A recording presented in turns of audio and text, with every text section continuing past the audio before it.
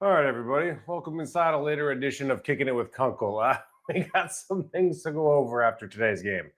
And I laugh through the tears after what we saw. Make sure you guys subscribe to the channel on YouTube. If you're watching anywhere else but YouTube, obviously I would highly appreciate it if you went over to YouTube, you subscribed to the channel, and you liked the video, you commented below, you get involved, and of course, you get involved with the super chat as well. I appreciate everybody that always does that. And shout out to Socorro, the best tequila out there, additive free. Go get yourself some. I got the Reposado and the Blanco here as well. And if you get involved in the super chat, you have a chance to win free tequila. I'll get your address later on. We'll hook it up and I'll get you a free bottle as well as some swag from Socorro. This was bad. Like, this was, from a results off from the offensive and defensive standpoint, it was exactly what we hoped it wasn't going to be. A situation where the defense was absolutely fantastic and the offense couldn't get out of their own way, and they couldn't gain 3 feet when they needed to, or 6 feet when they needed to on 4 separate plays. From 1st and 2, they failed, and then 1st and goal, they failed. In fact, they were 0 for 3 in the red zone, and I believe all 3 times they ended up going backwards in the red zone. So the first time, I didn't have a problem with the play calls. It was 2 dives or 3 dives, one being a fullback dive, and then the QB sneak. I don't like the QB sneak on 4th down. I will say that. I rather that be on 1st down, 2nd down, maybe even 3rd down. I don't mind it because, guys, the offensive line has to be able to get pushed to gain 1 yard. 1 yard in order to get a touchdown. You get that touchdown, this game is over. You win this game. That's all the Texans needed. And that's why the Texans offense just has to be good enough, because that's how good the defense is. So let's start with the defense, because you know what? Let's be positive. DeMeco wants us to focus on the positives of the Texans team. Let's not focus on what the real story is. Let's focus on what we all want to talk about, it all being good and rainbows and all that stuff. So this was the Broncos offense. As you know, I always like to look at it for the Texans offense to see how they put plays together and how many first downs they achieved. I mean, the Broncos offense did nothing all day long. Yes, they had 2 touchdowns, but I mean, that's another thing. I asked the guys in the locker room afterwards, like, is it frustrating with the fact that you have to be damn near perfect to get a win on this team right now? So we're going to go. I want you to listen to what Azeez Al-Shaair said, your linebacker, captain of the Texans, and then we'll go through this chart. When I asked him that question. The frustrating part is that you want to be perfect. Like, I ain't never met nobody that wanted to get a 89 on the test instead of an A+. Like, I want to be perfect. You know, everybody around us wants to be perfect. And I think in this league, if you have a mindset where it's like, I'm okay with a C, I'm okay with a B+, I'm okay with a B-, you know, you just never know what it's going to take that week. And so you have to shoot for the sky every single time because you just never know. Like, you can think, oh, this week, you know, if we get a B+, that should be enough, because that was good enough last week. But, you know, you might need a A- this time. You know, you just never know. So you always got to shoot for perfection, understanding you won't be perfect, and just hoping that in the moments when you're not perfect, it's not a crucial moment. Just how do you guys kind of deal with the record now at 3-5? Same way we've been dealing with it every week. You know, I know, sorry to cut you off, but just to assume what you were about to say. You know, the margin for error is slim. It was always slim. You know, it's slim every single week. There was never a week where I looked and said, okay, we got some time, we got some space. Like, I don't care whether this is life or death. Every single week, it's a National Football League, so the mindset doesn't change. Obviously, you know, when you talk about seedings and all this other stuff that starts to come into play towards December, you know, November, December time football, that's playoff football. So it is eventually going to affect us. But all we can focus on is the week that we have. How much were you guys Okay, so when it comes to Aziz's answer about being perfect, yeah, you want to be perfect, but the idea in the NFL and the idea on this team in particular isn't that you have to be perfect. You shouldn't have to get that A+ like he referenced. Like, yeah, okay, personally, I would have taken an 89 at any point in my life. Like, I would have been good with that. Even if like you should be able to get an 89 on that test and win. You should be able to put together a pretty damn good effort, not have to be perfect and still get a win. They have to be perfect. It's crazy how good they have to be in order for them to win.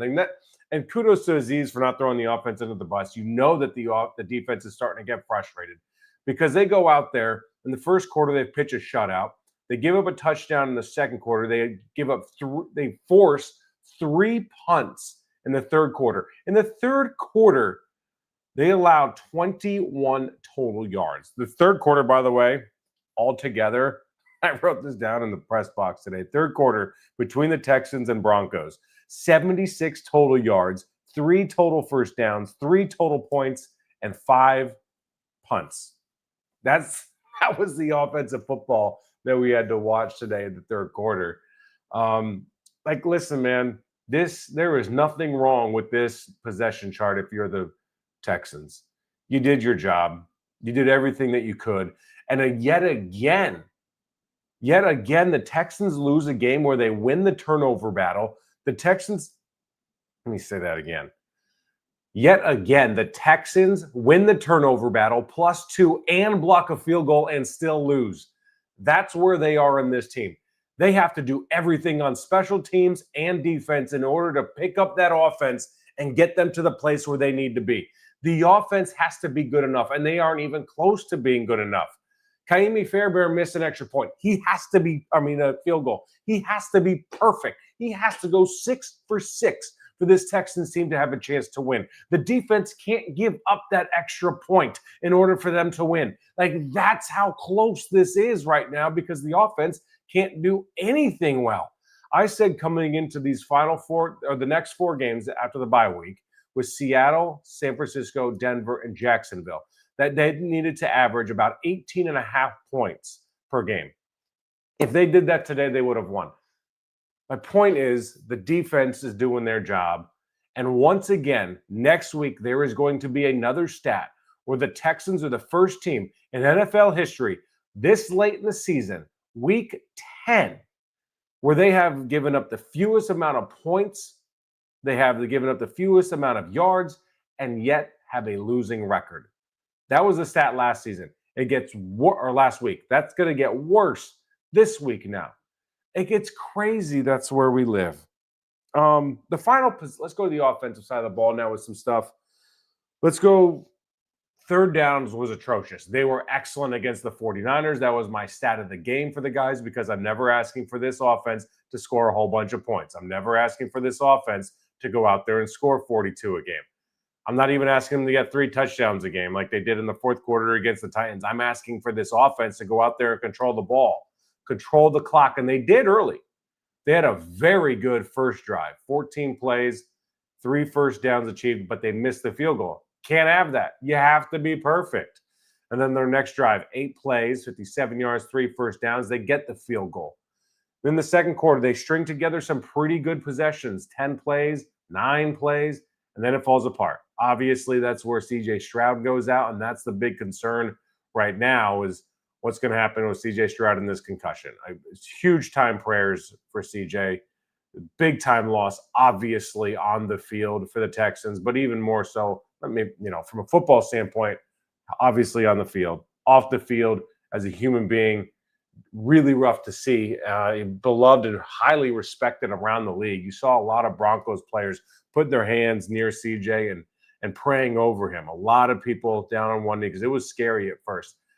I honestly did not think it was warranted of a flag. I did not think it was a late hit. I thought it was a bit of a choppy slide. I thought he went down a little late. The linebacker, the hitter, whoever it was, came over kind of right before he was going down, and he actually hit him before CJ was even down. And he hit him in the chest. He hit him with the shoulder. I thought that it didn't warrant a flag. I always err on that side in general anyway.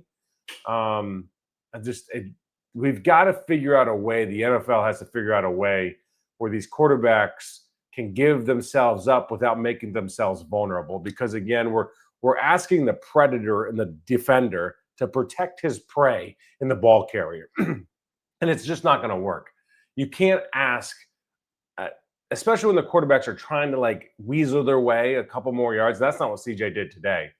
But when they are doing that, that's in every defender's head, and it happens like that. Again, I didn't think it was warranted of a flag. It wasn't given a flag. I thought it was the right call. He wasn't hit in the head. It was his head that hit the turf that caused the concussion. So prayers out to CJ nonetheless. Hopefully he can make a wild comeback this week. He did miss, I believe, 2 weeks his rookie season when he sustained a concussion against the Jets. And if this offense doesn't have CJ Stroud going forward, we saw what it was today. We saw how bad the offense was today with Davis Mills. Davis Mills missed far too many throws.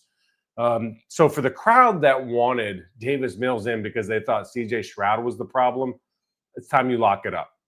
It's time we put the keyboard away. It's time we start to get off the internet. Your opinions now can be silenced. It's a ridiculous take. And it's nothing against Davis Mills. CJ Stroud is a starter for a reason. CJ Stroud is that good of a quarterback. CJ Stroud is the future and the franchise quarterback. But today was obviously a real bummer to see him go down like that. Third down conversions. Where was I? So you see just too many 3-and-outs in the second half of this game. In the second quarter, they had 2. In the third quarter, they had 2. And then in the fourth quarter, they had 2. My biggest problem with this game, it's one thing to not be able to execute and not have the talent and not – it's one thing to just get your ass kicked. It's another thing entirely on that final possession. What is Nick Caley doing? I don't understand what the decision was. You get the ball with 1:14 left via a punt. You're on your own 13. Look what you've done the prior possessions. You have punted it, punted it, punted it, punted it, and punted it. That's what you did on your last 5 possessions. Now, all of a sudden, you think you're going to get things going and you're going to move the ball into Broncos territory in order to hit a game-winning field goal? Like just all of a sudden, the last minute 14? Instead, they throw the ball, throw incompletion, stop the clock, held on to the ball for 24 seconds.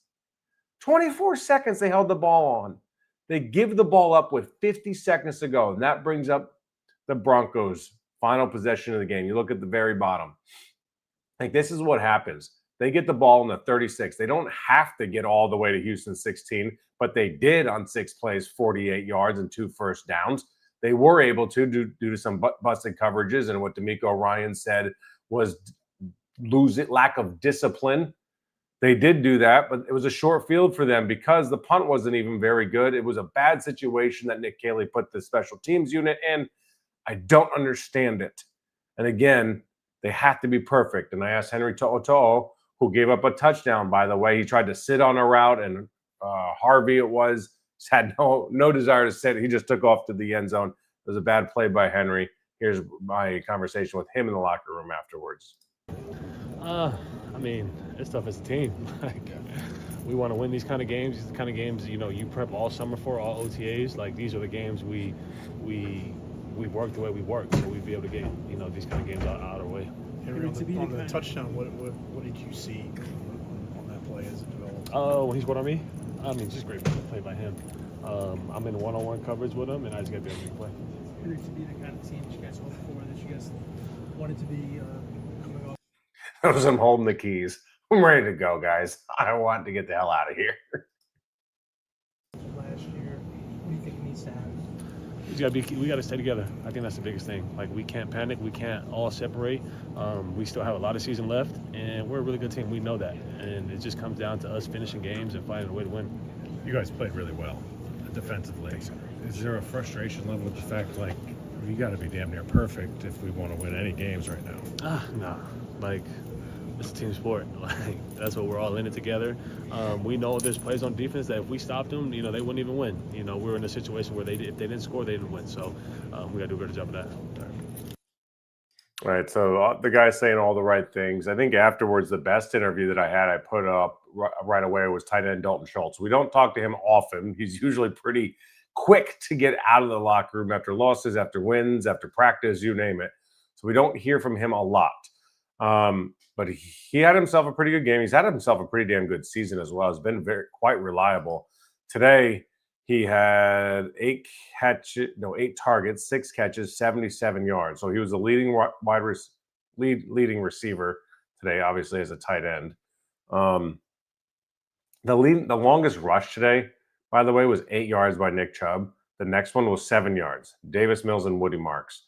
They can't get the running game going. They can't get anything going. This offense is just tough to watch. Here's my conversation with Dalton. No question in my mind. Guys are built with the right stuff. We got the right guys in the building. I believe in the coaches. I know that goes both ways for us. At the end of the day, dude, another one-score game that we just couldn't find ourselves on the other side. I'm sure you've been asked about the red zone, the struggles in there. What can you put your finger on anything, and just how much that hurts right now, knowing? Yeah, dude, it sucks because we scored 5 times, but they're all field goals. It feels. I don't know, it doesn't give you the same sense of success when you end a drive with a field goal, especially that many times. I was saying earlier, their front is really good. They got a really good front, and we had an op at the 1 yard line to push it in, and they made those plays, and we didn't. So, I can't sit here and give you every reason exactly why, but I think that, we need to be able to execute in those moments, especially when we're right there knocking at the door. You were just saying you think this team has it. Why Absolutely. do you feel like, especially offensively, you have it? That's saying you have it. It's not like we have it now. We have it in us to turn it around and go forward. I think the guys respond the right way. We have the right group of guys around us. Everybody believes in each other. The coaches believe in each other. We believe in them. And at the end of the day, it sucks because you go in every week and it feels like we're all saying the same thing. It's so close, and I hate that. And it's frustrating because it's just a couple things, a couple situations, 1 or 2 more scores in the red zone that aren't field goals, that are touchdowns. These things flip games dramatically. And again, like I was saying earlier too, you can't start freaking out trying to do too much. It's just go back to your process, keep preparing, but turn it up, more focus, more intent. So I think for us, that's the biggest thing, is make sure we're moving forward in the right way. We don't need a lot of extra. We have our process. Stick to it. Stay disciplined. Stay consistent. When you lose CJ emotionally, what does that do, and how do you even get over that? Huge leader of the team. That's my brother. It sucks seeing him go out. And we've had, in training camp, there was training camp practices that we get stopped because of an injury, and it feels like it happened more this year than anything else. And at the same time, it's yes, you have to acknowledge that your guy just went down, your heart's hurt for him, but at the same time, it's we got to go play ball. It's a quick turnaround, and it's not easy to do, but get back on the horse, and we got a game to win. That being said, when he gives a little thumbs up and walks off on his own, does that give you some feeling? For sure. Does it look bad when it? No, 100%. I was right there. Obviously, his health is on everybody's mind. I'm glad he was able to get up and walk off. I saw him a little bit. I hope he's doing fine, but we'll see as the week goes. Thank you, Matt. I don't straight up honest and open with their struggles and obviously what it meant to lose CJ, but this is just more of the same. This is who the Texans are. The Texans are a very good defensive team. They make splash plays on special teams every now and then, and they're pretty solid on special teams, and they're a bad offensive team. And the offense is so bad they're not able to beat any good teams because they can't be good enough. And it's just more of the same. And I thought the key to the game was to protect CJ Stroud. Obviously, they didn't protect him in the game in the sense of that he got hurt, but the offensive line wasn't bad. The offensive line wasn't allowing pressure constantly throughout the game. I thought they played well enough to get the win, but it's the whole operation. It's Nick Caley from the day that they start game planning. Where's Jalen Knoll? Why does Jalen Knoll not even get a sniff? Where's Woody Marks out of the backfield? It's just the same old type of stuff that is happening. That's why when DeMeco gets on the media for not covering the positives, what would you like us to cover? What would you like us to go in depth on? because the story of the season has already manifested itself with this being a bad offense and this being a good team and a better team than a 3-5 team if the offense was able to do their job. I don't get it. I genuinely don't understand how it can be that bad. Here's Laken Tomlinson after the game. It's on us. We got to find a way to get in the end zone. When you can't get the yard and you're doing everything you can, you're pushing, you're doing all the things that they coach you to do, how tough is that emotionally? What are some of your reactions right now to it? We just got to do our jobs. Everyone's got to buy into doing their 1/11th and be able to execute in those situations. 3-5, where does this team go from here? I mean, still a lot of ball left. Got to look at the film and come back, have a great practice, and get better. When CJ goes down, how tough is it on you guys emotionally? Did that I don't know, affect anything, but just what was it like for you guys when that happens? Obviously, it's tough, but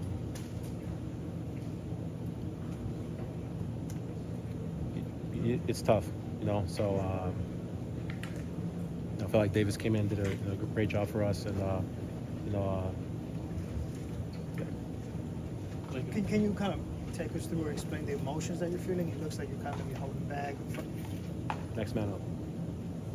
Can you touch on the pride point that you guys have on the goal line, and when you're not able to get the ball across, how that hits you guys, and what you're trying to accomplish on the two?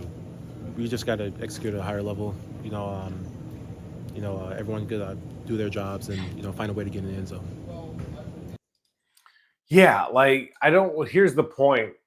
First of all, I said this to Laken, and I'll say it here. Shout out to him for always making himself available. He hasn't had the best season, and he's always a gentleman and answers the questions as well, as everyone really does in that locker room, to be honest, throughout a very difficult season, because the expectations were high, and not just from us, but from themselves in that building, from their ownership, the coaching staff, the players, and then it spills out to everybody nationally, everybody here, the whole city had high expectations for this team. And DeMeco Ryans created those expectations. And that's why when we focus on the negatives, it's because you're not living up to the standard that you created for yourself. And DeMeco knows, when the offense is bad, and he knows the offense is bad. He knows that's the issue. It's not like he doesn't know, in spite of what he says at the podium. He's very much aware. And I assure you that the conversations behind the scenes are different than what he puts on at the podium, because he's not going to throw the guys under the bus. Although it seems like he has done that from time to time this season with the defense, a little bit with the Derek Stingley thing. It was very odd. It was at least a miscommunication to the public at the very least. So the play calling, the mindset of the play calling from official Casper, dude, I don't know. Because it seems so remedial. It seems so simple. It seems like anybody at the NFL level should be able to figure this out. There's no creativity. There's nothing that allows this offense to go out there and have success from step one. And I did a whole rant about this recently, about the identity. What the hell's their identity? They have first and goal from the 1, second and goal from the 1, third and goal from the 1, fourth and goal from the 1, they fail. There's nothing they go to. They don't go to anything that works, because nothing works. They have no idea who they are. And they're saved on 4th and 1 on the QB sneak via Stroud because of a false start. And they got points. Thank God they had the false start. And then they do it again. So on the other end of the field, it's first and goal from the 2. And that's when they run a QB sneak with Davis Mills as if he's going to get 2 yards. That's 6 feet amongst 10 dudes in a pile. In what world is he going to push for 6 feet? It's a crazy bad call. That QB sneak has got to be one of the worst QB sneaks outside of the Giants, what they did years ago. I don't know if y'all remember that. I don't remember the exact situation. I just remember it was one of the dumbest things I've ever seen. So that call was bad. I didn't have a problem with the jet sweep to Nico Collins because it showed some sort of creativity. It didn't work, and there was holding. So that made it, I believe, 3rd and goal from the 12. So then from there, they ran it with Woody Marks. Oh, no, that made it 2nd and goal from the 12. They ran it with Woody Marks, and then a pass, and Davis Mills was sacked.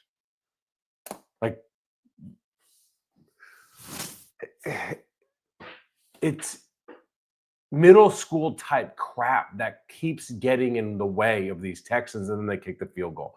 By the way, if you guys are watching anywhere but YouTube, please dial in on YouTube, subscribe to the channel, like the video. Please just like the video. Gets in the algorithm, you know what I'm saying? Give people the good content, the good stuff out there of your Houston Texans. And I've said it from day one with this offense. I don't know how it gets fixed because the issue is, fine, fire Nick Caley. Okay, whatever. I don't think it's the right answer. And I don't think it's even the good answer because I think you want to give Nick Caley an entire season to see if he can figure it out, because then you got to figure out what you're going to do next season. This season, I'm not saying this season's a wash quite yet. It's not over. I certainly wouldn't bet on them making the playoffs. I wonder what the odds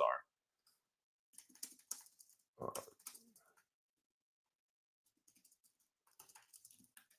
Let's see. Somewhere between 9% and 31%. The team is currently projected to miss the postseason with the odds of +2. So if you think they're going to make the postseason, it's +225. About $100 win $225. So I'm not betting on them making the playoffs because I haven't seen anything that says that this offense can do anything against a decent defense. And they have a tougher part of their schedule upcoming. They play a first place schedule after where they finished last year. So I don't see how it's going to be fixed. You've got to give Nick Caley the entire season to see if he can be an OC in the NFL. Like, he's going to have to get his lumps, take his bruises. He's like a pitcher right now that's getting absolutely shelled. The bullpen can't go. There's no one in there. You got to stay in this game, and you got to ride it out.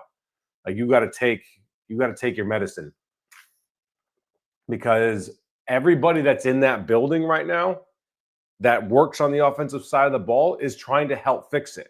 So if you just remove Nick Caley, Gerard Johnson or Bill Lazor, they're not. You can't install a brand new offense right now. You can't overhaul the whole thing week 9 going into week 10 of the NFL season. There's nothing you can do. What can you do? You can't do anything because you didn't bring anybody in that was a veteran to try to help them. That was my biggest pet peeve. I had on John McClain last week, the general. He's in the Hall of Fame. He knows football inside and out. He didn't have a problem with Nick Caley being the hire because he said several teams in the NFL wanted him. I don't think that's good enough to want to hire somebody in this role. I wanted somebody that had called plays. And if you hire Nick Caley, fine, but hire someone next to him that knows what they're doing, or at least has done it before and doesn't want to be an OC and wants to just kind of help. Not trusting the Rooks, New England mindset. See, I don't know if it's a New England mindset or not, because those guys have been some of their best players. Like Jalen Noel's been one of their biggest playmakers of the season. Woody Marks has been one of the biggest playmakers of the season. Oddly enough, your veterans, Nico Collins' fumble cost you a game. Darian Gumbawale's fumble cost you a game. So I don't think it's that they don't trust those guys. I don't think they're intentionally not going to them. I just don't know that they know how to get the ball in the playmakers' hands. I don't know that they know how to do that. I don't think they do. All right, so this is my point though with this. Fire Caley and just let Gerard call the plays. Can't be worse. But let's have a bigger mindset than this season, because this season is what it is. It's shaping up to be a bit of a problem. So you really hope, honestly, don't get emotional. You hope that Nick Caley figures it out. You hope that Nick Caley can be a great OC in the NFL and that you're the team where he figures it out. You hope that you hope it's sooner than later, but you'll take week 14, 15, 16, or 17. Like, all of a sudden that offense starts clicking. He knows how to get the guys the ball. He knows how to go about it from an identity standpoint. He knows how to call the plays. He knows what the script is. You hope that he becomes an awesome OC. I don't know how that happens necessarily. I don't think it just clicks. You don't speak it into existence. I don't know. But you hope he does, and that next year you have your OC. So if you get rid of him, like, what are we doing here? And maybe the problem with Gerard Johnson is, I said Noel didn't get a target. DeMeco Ryans. It's crazy. He doesn't know how to get on the ball. And the problem with putting Gerard Johnson is that he has to then run the offense it's Nick Caley's offense. It's not Gerard's offense. So that's the problem there, is you're not going to get a true test of what Gerard Johnson can do from a schematic standpoint, installing his own offense. Let's get into another interview. I talked to Kamari Lassiter after the game. Yeah, I mean, CJ, that's my dog. So first and foremost, it angers me. And then on top of that, it's my teammate. I mean, it's bigger than football. Like, I want to make sure he's straight. Like, he's got a family. He's got life after football. CJ, I think he's only, 23, 24. So, I mean, it's football. We know things are going to happen. But, I mean, so my reaction to that was just like, damn, you know. But it's football, so I can't do too much. But it fueled me. Like, that lit a fire up under me. But, you know, it's football, so we just have to keep moving on. How does that impact you emotionally in the middle of the game and trying to move on and play? Yeah, I mean, emotionally, you know, as a team, you get so attached to these guys. Like, you know, we spend a lot of time with each other. We laugh, we joke, we grind together, you know, day in, day out for a long time. So just seeing one of the guys go down when it seemed very serious, like, you know, he wasn't moving for a long time. So, man, I mean, everybody holding their breath, everybody. But just to make sure that he's okay, he got up, you know, he did his thumbs up. But still, it's just like you can't play the game off emotion. You can let the emotion fuel you. So you just have to kind of channel that. And I feel like that's something that, you know, losing your quarterback is big, especially in the NFL. And, yeah, so, I mean, it definitely affected us, but that's not an excuse. What's the frustration level with the fact that you guys got to be pretty much perfect in order to get a win in a game like that? No frustration at all. The standard is the standard. What more? Look, I gotta look at myself in the mirror. What more can I do? Like, that's what it is. Like, I'm not frustrated with anybody but myself. I don't think anyone in this room is frustrated with anyone other than themselves. You know, from offense, defense, coaching staff, anybody. Like, what more can you do internally? Like, because it starts with yourself. I mean, like, I have to ask myself, did I play good enough to help us win the game? And whenever you can start being real with yourself, that's whenever we can take another step forward. Kamari, you guys did a lot of great things That's such a good answer by Kamari. That's such a good answer. today defensively, man. What kind of happened on that last drive? Quarterback got out. We were playing coverage. And, I mean, I've been knowing Bo Nix. I've been playing against Bo Nix since college. So, I mean, you know, people forget that he's deceptive with his legs, and he just made a play. I mean, he made a play. He got out the pocket. He's fast. He got the yards that he needed to get his team to field goal range, and then they ended the game. How tough is it to look back over your loss record? So many close games, so many one-score games. Yeah, I mean, it's very tough. But the reason that it's tough is because, like you said, it's one loss. It's so close. So that means that's one or two plays. So once again, you have to look internally at yourself and just be like, what am I doing to hold us back from making those one or two plays to help us win a game? So that's just what it boils down to. I mean, it's frustrating, but I mean, in the NFL, it comes down to every single detail. And today, we went on every single detail, and that's why we lost the game. These guys are coached up so well with what to say in the locker room. The defense is coached so well on the field and off the field. They're saying all of the right things. I hope for their sake that it lasts. I don't need a whole bunch of drama with one of these guys throwing the offense under the bus, because it would just be a messy situation. And we all know how they feel. We understand how they feel. They are frustrated. I promise you. They're frustrated. They go home, they talk to their wives, they talk to their friends, they talk to their buddies, they talk to each other, and they're frustrated because the offense can't get it right. The offense can't get in the end zone from the 1 yard line on 4 tries. They can't get in from the 2 yard line on 2 tries. Every time they get in the red zone, they fail. They're one of the worst teams in the NFL when it comes to the red zone, if not the worst. They're the 31st ranked team out of 32 teams when it comes to third down conversions. And they were horrendous today, once again on third down. They're not a good offense. Not any metric you look at is this offense good. Not any metric do you look at and say, hey, just a little bit more of that and they're going to be good. They're right on the corner. They're right on the cusp. They're not. They don't have playmakers. They don't have talent. They don't have the coaching, and they don't have the ability to make this thing go offensively. Let's get into someone asked about Nick Caserio. I didn't see. Will Anderson Jr. crying on the bench at the end of the game. I did not see that. And I missed him in the locker room because I go, so for all y'all that don't know, what I do is I go from the press box down to the field because there's like a 15 or so minute cooling off period until we get to the locker room. So I go to the field, I go live really quick. I give an instant reaction to the game here on Kicking It with Kunkel. So make sure you subscribe and set your alerts on. as well so that you can see that when I do go live. And then I'll go to the locker room.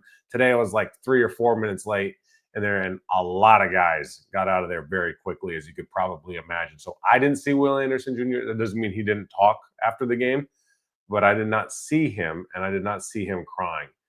That's rough. I don't know if it was about the loss, if it was about CJ. Like, it's an emotional game. A lot happened today, especially with Titus Howard going out, Christian Harris going out, CJ Stroud going out. A lot of Ed Ingram went out, came back in. Woody Marks got hurt, then went back in. But they're missing three major names right now. Like, this offense, this is the crazy part. The Texans' offense has been healthy and they've struggled. Now they have injuries at right tackle, at quarterback. Like, they are banged up now. This is the first time they're going to have to deal with injuries. Yeah, they missed Nico Collins last week. They got over it. But this week now we could be in trouble. Why are we wasting time with the guy when we knew he was trash offensive coordinator? No one knew that Nick Caley wasn't going to be a good offensive coordinator. That's why it was such a wild hire in my book, because he hadn't done it. I don't understand why you make the hire for a guy that's going in position you need to be a good offense because you have the opportunity to win a Super Bowl. You're not trying to learn on the job with Nick Caley right now. Let's get into the press conference with DeMeco Ryans.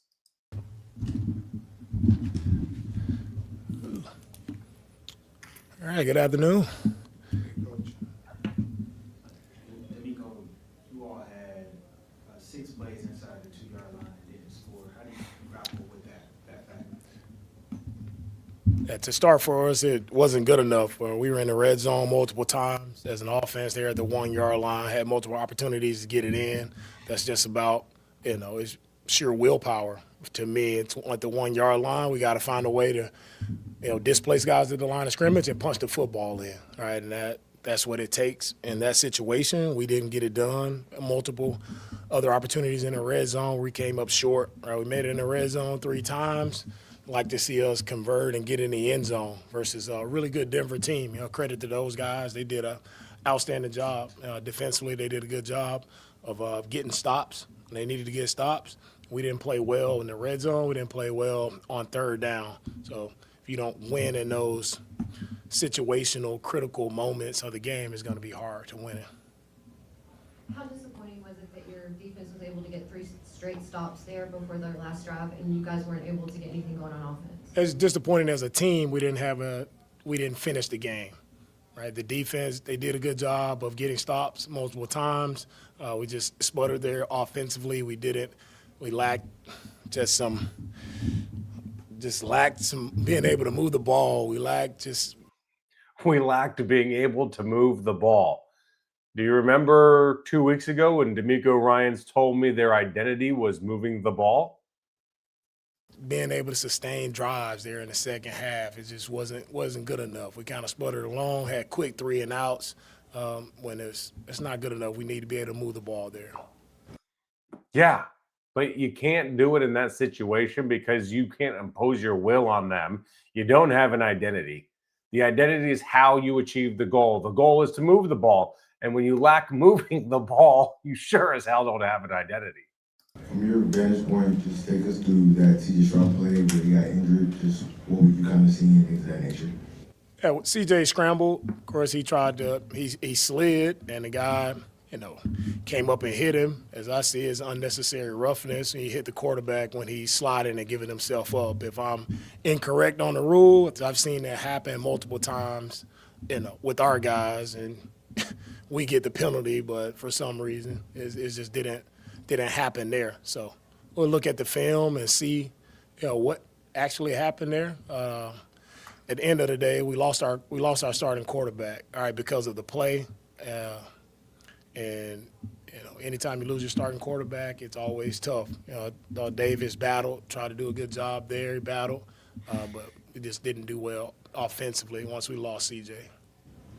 Hey, DeMeco, I know you always talk about next man up and you guys are always ready, but talk about just the challenge of losing not just CJ, but Titus and Christian. You had a lot of guys go down today.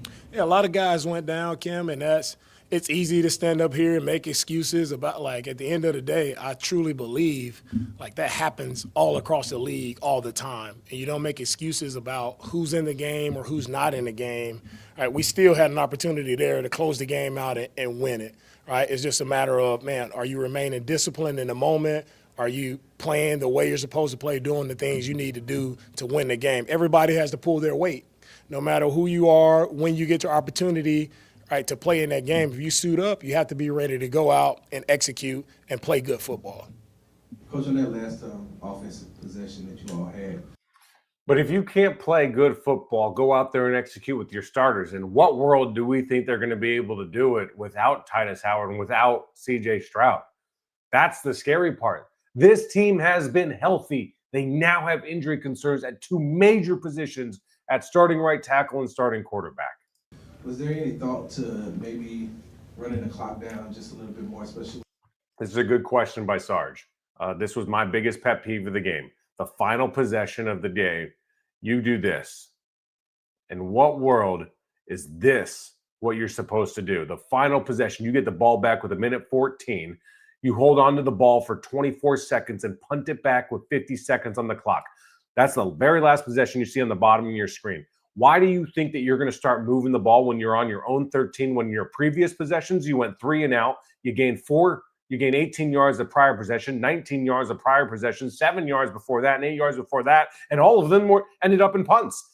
Why, if you punted in 5 straight possessions, do you think now is the time you're going to figure it out? Not even close. Broncos having 2 timeouts left. Yeah, the thought there, we wanted to get some quick passes to get us moving. We're trying to drive down and, of course, try to get in field goal range. But to have a couple quick incompletions, it was not the plan at all for us. Was there something that they adjusted or changed? Davis came out, was moving the ball okay, and then it felt like Denver kind of adjusted to him a little bit. Was there something that you saw that they changed or did? There was someone's question in here. Does DeMeco have the support of the? Yes, so DeMeco has all the support. DeMeco is going nowhere. Nick Caserio is going nowhere. Those two guys are going to be here. Nick Caserio signed a recent extension, 4-year deal, I believe, and DeMeco Ryans has all the support from the ownership. And he's been a very good head coach. He's been a very good DC. They have to figure out how to get the offense going and how to hire the right guy to do that. That's the problem right now. It's not. Yes, it's all kind of encompassing because it's more than your job to just run the defense. Same thing with Nick Caserio. They got to figure it out. To kind of get to him? I thought Vance did what he always does. He mixed up his coverages a lot, some drop 8 coverages that he's shown on tape. So he did a good job of mixing it up. We just have to, again, we have to be able to make the plays we need to make. We got to run the ball better, all right? And we just got to be able to finish drives. It's third down for me. You go 3 of 17 on third down, that's not winning football. All right, so we will never be a real contender, says Paid Q, until Nick Caserio leaves. I disagree with that because they were a contender. They were a contender last year and the year before that. They've messed up the OC hire. That's the problem. You don't want to. So let's lock in here. You don't want to throw everything out because one portion of the football team is not working. It's a big part. Yes. Yes, it has not gone well for Nick Caserio and DeMeco Ryans in building the offense. Yes. I get all that. But if you want to be critical on how they've handled the offensive side of the ball, you got to be equally complimentary on how they've handled the defensive side of the ball. The defensive side of the ball is elite. Now they got to put in more resources. They got to figure out how to be able to scout offensive linemen. They've got to be able to learn how to scout offensive coordinators and make that right hire. If you're the ownership for the Texans and you're the McNairs, I don't know how you go about it, but they're now 0 for 2 with Bobby Slowick and Nick Caley. And I don't know what the obvious hire is. And even if there is going to be an obvious hire in the offseason, I don't necessarily trust them to make it. It doesn't seem like they know how to hire an offensive coordinator and get this offense rolling. Could you, right before the half, I think it was Xavier Hutchinson, the play right there by the 35-yard line, went out and he wasn't tackled. His momentum carried him out of bounds, but they kept the clock on. Not having your starting quarterback for much of the game versus the continued inefficiency of the offense? Yeah, for me, again, I go back to if you're in, it's all about just doing your job. Whatever your job entails, it really, to me, yeah, well, you want your best players in all the time. Yeah, if I could draw it up that way, I would make sure CJ didn't get hurt. The guy didn't hit CJ like that, and we were in a good spot to continue to press forward and drive the football. But we don't control that. So what do you control? Whoever steps in, are you doing your job? Are you doing what you're supposed to do to help the team win the game? Can you just talk about that play with Bo Nix being able to take off running for the 25-yard scramble at the very end of the game? Was it just a broken coverage play or bad pursuit? Yeah, I mean, Bo made a great play there. I think It's such a bummer that he has to talk about the defense and like that one time that they allowed a touchdown in the biggest moment. It's such a bummer because they're given a short yardage. They played a hell of a game all game long, and they're forced to be perfect. And all the guys said all the right things in the locker room afterwards that, yeah, we want to be perfect. It's not on the offense. It's on us. How much more could we have done? It's just such a bummer because they played certainly well enough defensively to win. Held them in check for most of the game, and in a critical moment, there it is. Their guy stepped up, and he made a play. That's what the NFL is about. He made a play. He scrambled, got out on us. We knew that was the case, but our game plan this week was about remaining disciplined for 4 quarters, right? That's how we rush the quarterback, how we operate in coverage, being where we're supposed to be, and in the 4th quarter, right, we had a lack of discipline there, and some other times throughout the game, lack of discipline allowed them to get in scoring position and also score a couple times on us. You mentioned in the second half you guys kind of sputtered. Obviously, CJ wasn't out there. How much do you feel like the offense kind of missed having that starting quarterback? Every offense is going to miss their starting quarterback. I mean, yeah, we want our starting quarterback in the game at any given time. We want him in the game. That's why he's a starting quarterback. But it's no excuses. A lot of teams have won games with backup quarterbacks before. And we had our – Yeah, but this team isn't going to do that. This team can't win with the starters. The offense can't move the ball with the starters. Why all of a sudden, if you put Davis Mills in, are you going to have more success than or any success if you have him in versus CJ Stroud? That's because they don't have an identity. It's not plug and play with the Texans at all. Opportunity, we had our chance. The Broncos did a great job. Coach Payton did a great job. Those guys made play. Vance did a great job defensively. There's a well-coached team. Those guys did a great job. Their young quarterback stepped up, made a play when he needed to make a play. We had our opportunities. There in the 4th quarter, we didn't make the play. That's NFL football right there. We got to be on the other side of that, make a play, get the ball out, get a drive going there to get us in field goal range, and we're standing here looking a little different. We're good. Anyone catch that, by the way? DeMeco at the end, we good?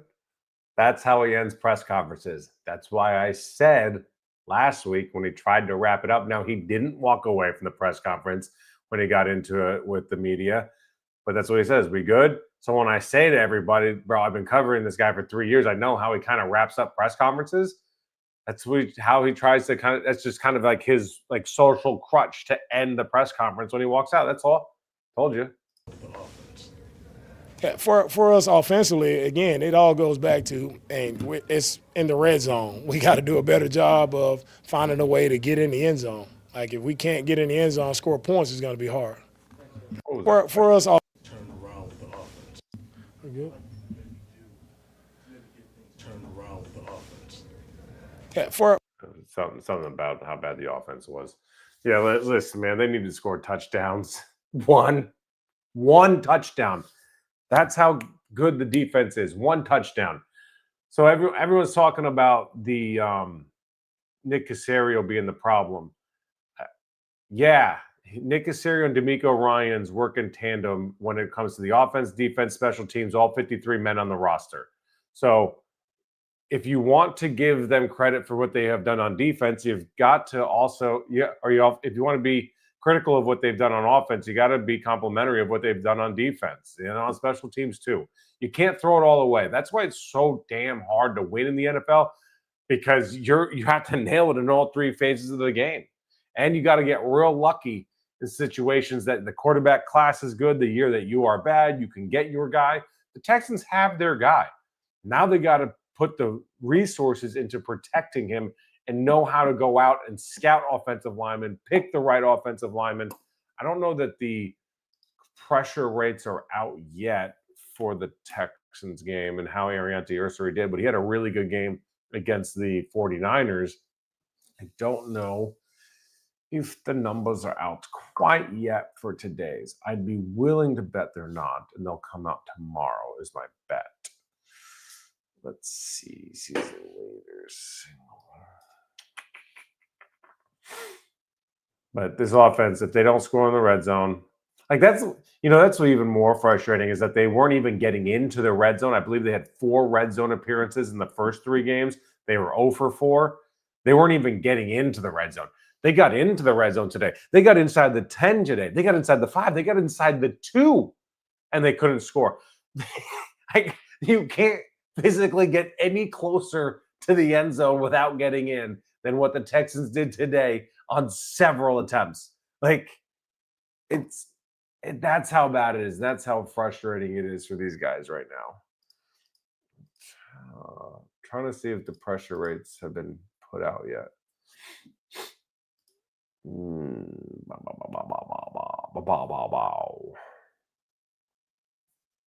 It's not the game log. We'll probably get them tomorrow. But the pressure rate's been better this season for the Texans than it was last season. That's what's kind of scary, is that the offensive line has actually been better this year than it was last year. It's not good. It's obviously not good enough because the other issues with the coaching staff and the offense is not able to overcome a middling offensive line, let alone a bad offensive line. Dude. Yeah, they're not out yet. All right. I'm going to call this tough day for the Texans. By the way, shout out to Mauricio Dubon of the Astros, Gold Glove. All right. I appreciate everyone that chimed in this late. Let's get to bed. Let's get some sleep. Let's pray on this. Pray for CJ. Pray for Titus Howard and anybody else injured in this game, because this offense is not going to move without Titus and CJ. You can't move with them. It struggles with them. By the way, they win this game with CJ Stroud. For sure. I'm not saying they get more points, but they stay on the field and don't allow the Broncos to get more points. Unfortunately, that's the way it went down today. Coming up next week, the Jaguars come to town, a team you already lost to. You should beat them. I don't know, though. Who knows? Between injuries and the fact that you're just not a very good team, man, you got to go at least 2-2 in this stretch. Colts lost today, too. You had an opportunity there.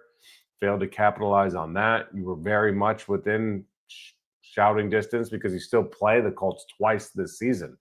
So if you're able to get a win today, you really put yourself in position, not only just in the standings, but like today's loss, what it says about the Texans is that they are not a team that can compete with good teams. They've beaten bad teams and they lose to good teams.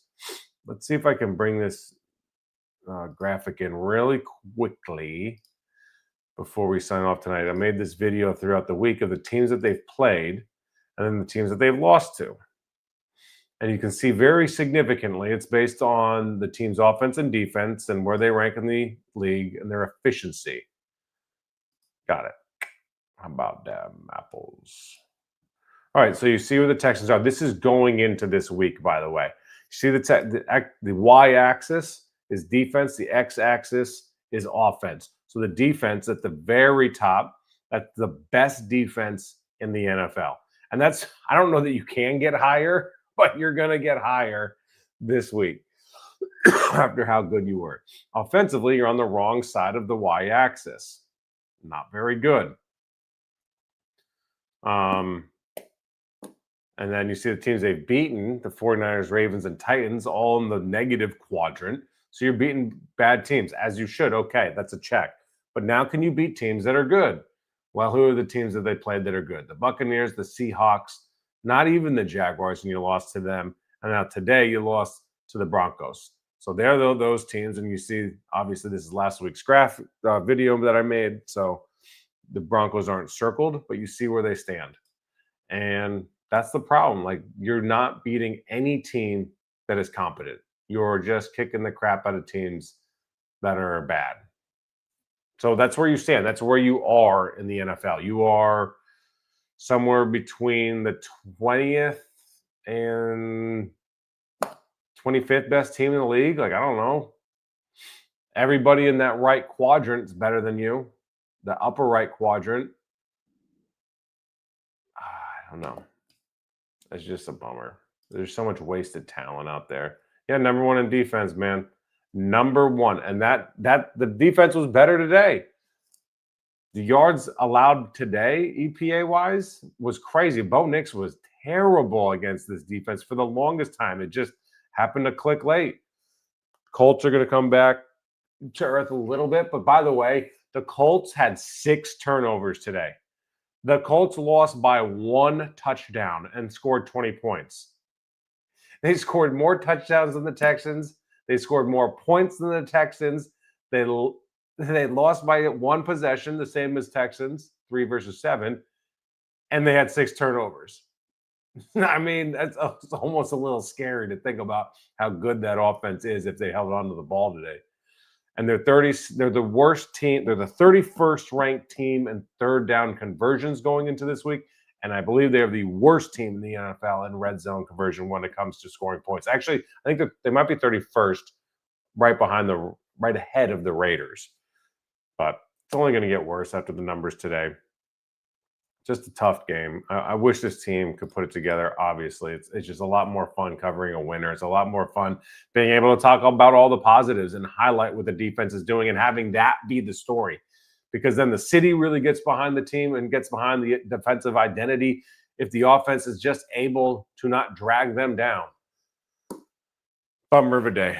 Bummer of a season so far. Appreciate you guys chiming in. Make sure you guys like the video, please, on YouTube. I always appreciate everybody that gets involved in the comments and the conversations that we have.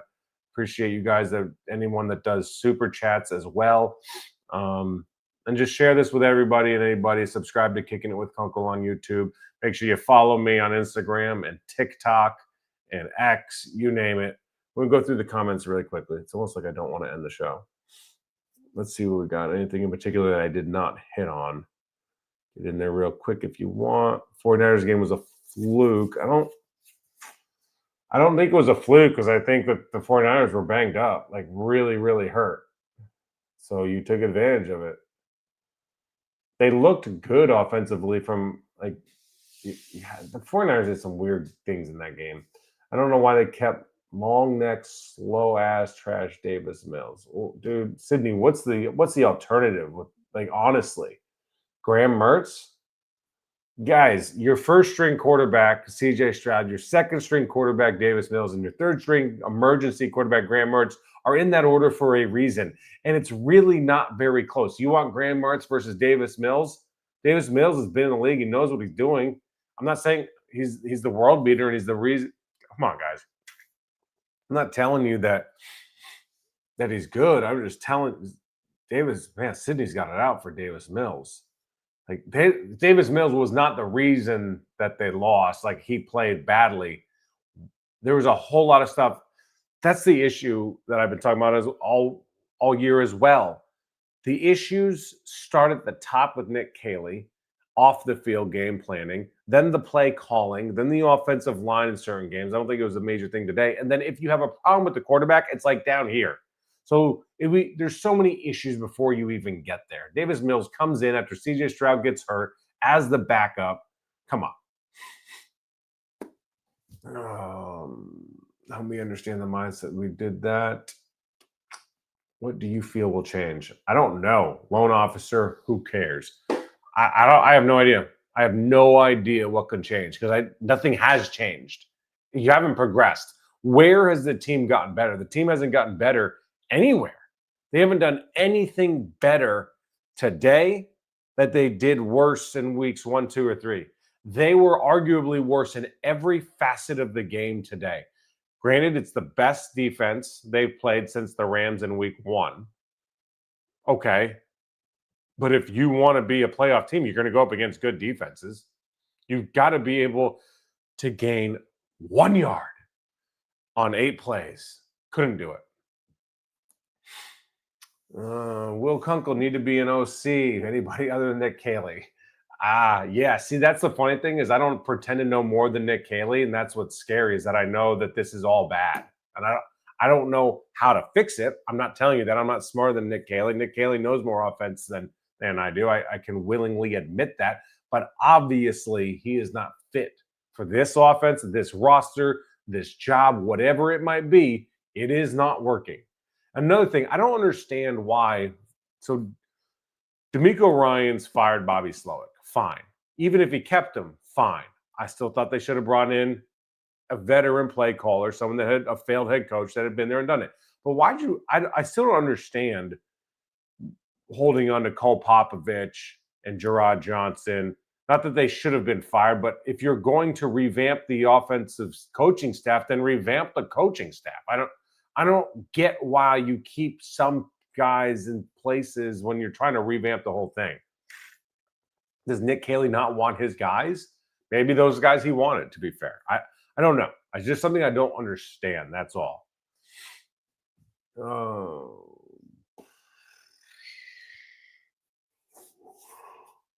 Man, I get tired. We got a newborn in this house. Sleep is rare, but I love doing this stuff. If you can run it, fake like you're giving it to a running back. You mean play action? Yeah. Obviously, that's I don't understand that on any play. No play action. The closest thing we got to a play action, it wasn't even play action, was the jet sweep to Nico Collins on 2nd and 2 on the 2-yard line. Hey, that's the most creative play call that we had. It's crazy that Nick Caley can't call plays from the 1. Irritating to listen to his conferences. No execution, came up short. We are close, but don't be negative pressing me. Yeah, man, like that's the frustrating part. It's very frustrating because he puts other people on blast like us as if it's our fault.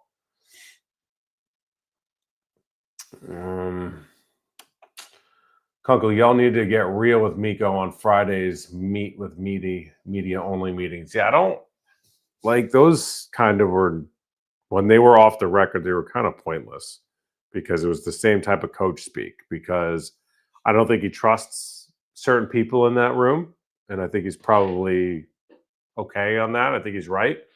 He's not going to say a lot, and he's a young head coach, so he doesn't necessarily have that cachet that, you know, a 15-year NFL coach like a Sean Payton or someone can say anything and like it's their word or whatever versus whoever, and you take it, you know, because from a guy that's been doing it for 15 years is a lot more comfortable saying more than someone that's kind of new in that position like DeMeco Ryans, for better or worse.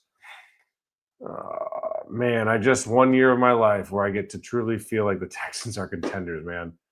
Yeah, I thought this was the year that they would be contenders. I genuinely thought coming into the season, 10 wins, AFC South champions, let's see what happens in the playoffs, because I thought the defense was elite.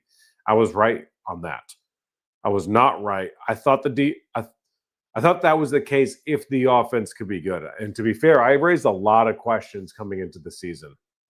The offensive line was a huge question mark. And when your offensive line is a huge question mark, I don't think that you can't go to the next step because nothing's going to happen if your offensive line was a question mark. Nick Caley was a big question mark, I said. We didn't know what we were getting from him. I talked to guys around the NFL when he was hired, and they all said that he was a great offensive mind. He knew the game well, but they had no idea how he could call plays or install an offense because he had never done it before. No one knew that. They said he was a great guy. They loved working with him. But they didn't know how he was going to be as an OC because he hadn't done it before. I didn't know what was going to happen with the running back room. We didn't know what was going to happen at the wide receiver room because we knew Christian Kirk was going to miss time. We didn't even know how effective he would be when he was on the field. We knew Nico Collins was going to miss time. Outside of Nico Collins, what were we going to be get from Dalton Schultz? Was Dalton Schultz even going to be tight end 1? Was it going to be Cade Stover? Dalton Schultz has had himself a very good season, very reliable as a pass catcher this year. But that was a question coming in. What were we going to get from Jalen Noel, Jaden Higgins? We've proven that Jalen Noel's a playmaker, but doesn't get the ball enough as if he is a playmaker. Jaden Higgins is nowhere to be found for whatever reason. Who knows if it's a talent-based? Who knows? Who knows? Because he might have all the talent in the world, know the entire playbook, but the coaching staff is like, we're just, I don't know how to get him the ball. We thought that he was going to be able to make plays, but it's crazy of us, whether in the media or fans, when you draft a rookie, to think they're just going to jump in like that. Especially if they're not like a top 10 pick. Like top 10 picks, okay, fine, come out, be that guy. That's not what these guys were. So there were questions like crazy coming into the season with this offense, and it's all coming to fruition right now. There's question marks at every single position outside of tight end with Dalton Schultz. The offensive line has question marks. The receiving core has question marks. The running back core has question marks. We now have a massive question at quarterback. And of course, it all starts off the field with Nick Caley. Let's keep going through your comments. We weren't a true contender. Don't be delusional. I mean, obviously not. But I don't think I was delusional. I think I was just wrong with what the offense could do if they were good. And again, I wasn't even putting it on the offense like they had to go out there and score 20 to 30 points a game. I was saying that 18.5 points a game. 18.5 points a game is all that this offense had to score. They can't even do that.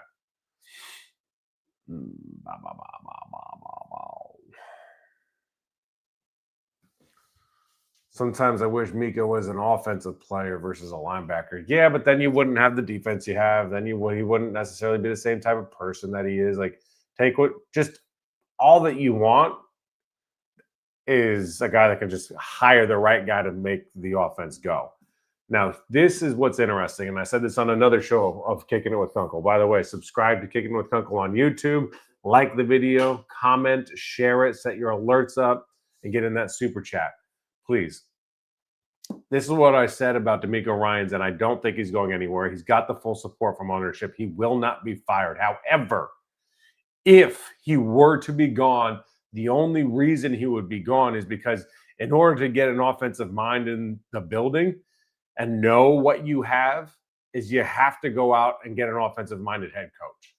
Whether it's Joe Brady or, oh boy, who else? Chip Kelly, if he wants to be a head coach again. I mean, that's obviously not going well at all with the Raiders. So I'm just trying to think of guys that would be like Cliff Kingsbury, offensive coordinator with the Commanders. Cliff Kingsbury, Joe Brady, whoever, guys that want to be head coaches that are offensive minds, that's the only way that DeMeco is going. And I don't think you should get rid of him, because then you're rebuilding the entire culture in that building. You're rebuilding everything. You're starting from scratch, and you're close.